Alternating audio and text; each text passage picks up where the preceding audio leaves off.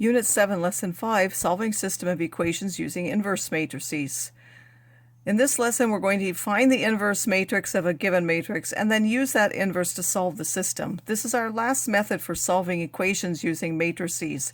So first of all, an inverse of a matrix, again, is only for a square matrix, and if it exists, and they don't always exist. So for example, if there's no solution, if there's infinite solutions, you won't really have a matrix, an inverse. But the matrix, which we write a -1 for, but we read that as A inverse, is one that if we post multiply by the inverse, we get the identity matrix, which is the one with all the ones down the diagonal and zeros here and here. Or if we pre-multiply by the inverse, say, we also get the identity matrix. If A is singular, the A inverse does not exist, so when the determinant is 0, we will not have an inverse. And then there are three ways to find this inverse matrix.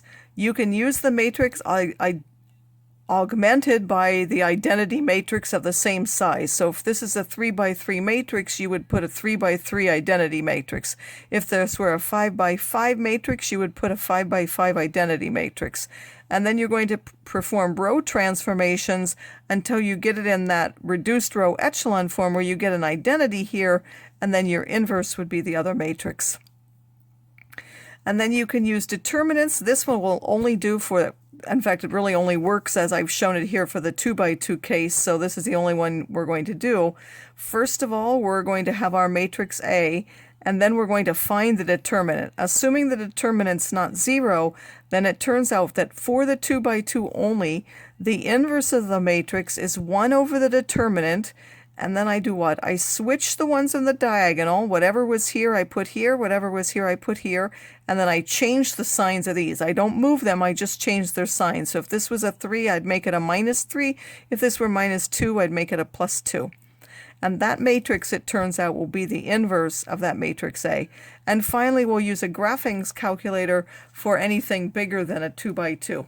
Now I've shown you the first method here just to show you. We're really not going to do that. We're either going to use this method for the 2 by 2, or we will do it by our graphing calculator for more than that. But I will show you quickly how you can do that first method. Again, I would put the matrix and I put its identity, and then I have to do row manipulations until I get ones down the diagonal and zeros elsewhere. So I first doubled the first row and I tripled the second. That's so they both had 6s. Then I subtracted R1 minus R2, giving me this. This one now I multiplied by 14 and added it to this one, giving me this matrix. Then I divided everything here by 6, and here I multiplied everything by a -1 to give me this. So now this will be my inverse matrix. And now, just as a way of showing you, if I were to take this matrix and multiply by this one, you will see that this is 5 times 3 minus 14 is 1. 10 minus 10 will give me 0. -7 and the 3 will give me a -21. Plus 21 gives me a 0. And -14 plus 15 again gives me 1. So it does give me the identity. So this is indeed the inverse of that matrix. The second method, of course, is the one we're really going to use. I first find the determinant of this matrix. 3 times 5 minus 2 times 7 gives me 1. And then the inverse as well is just 1 over, in this case, 1. I'm putting the determinant on the bottom. In this case, it didn't really make any difference. And then I do what? I switch the elements. The 5 and the 3 swap places, and these change signs. So this becomes -7 and -2. And that simply gives the matrix I got here by the row echelon methods.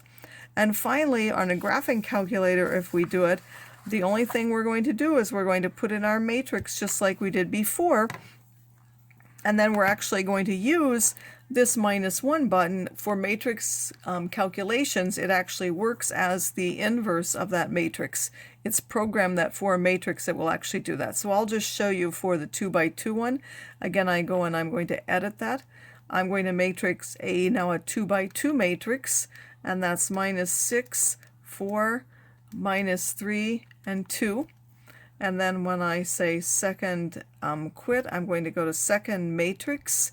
I'm going to put A, and then I can just put this button right here for the inverse, and that will give me this, and it says error singular matrix. There is no matrix inverse of that, so I will not get one. In fact, if you find the determinant of this, the determinant of A is a minus 12 minus a minus 12, because that's 0 there. But at one of my calculator, I will get a message that says there's no inverse. But if I put this one in, I would get this as my inverse matrix. So now how can we use that to solve a system of equations? So if we want to solve a matrix equation, which is ax equal to b, these are my coefficients, these are my variables, and then these are my constants, we can't divide by a whole matrix, but instead we have to multiply by the inverse on both sides. So we know that A inverse times A, we know the property of that is that it's the identity matrix. And then we had before that if we take any identity matrix and multiply it by a matrix X, we're just going to get X again. So identity times X simply gives me X, and on this side I get A inverse B.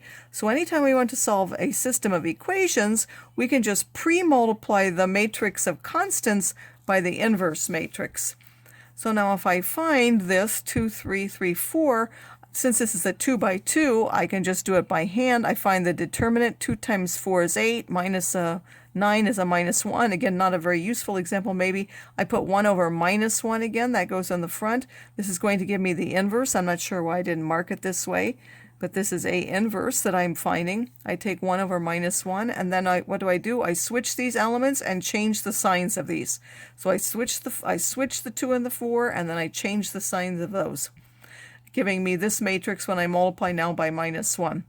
And now to find xy, I'm going to put that matrix first, then I'm going to put the constants, and then I'm going to multiply those two together. So that gives me 40 plus a minus 36 is 4, minus 30 plus 24 minus 6, and that will be my solution now. X is 4 and y is minus 6, and I could check that up here. 8 minus 18 is minus 10, 12 minus 24 is minus 12. Again, that matrix multiplication can be done by choosing matrix A. We're going to press that button. That will give us the inverse, and then choose A inverse B on the screen, pressing enter, and then we're going to convert repeating decimals to fractions. So I'll show you what you get.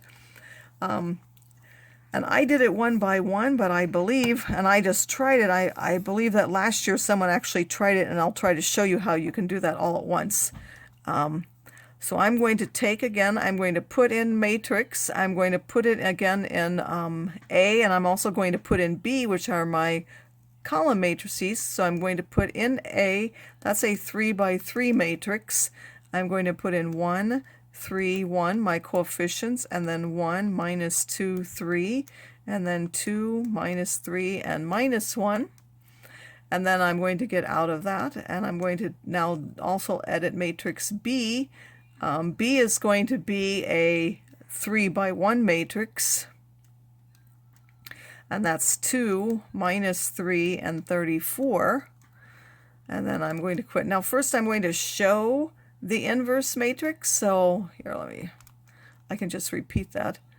So that will give me this. And now this is in decimal form. Now if I change to a fraction, if you remember, you can just go to just math, and change to a fraction.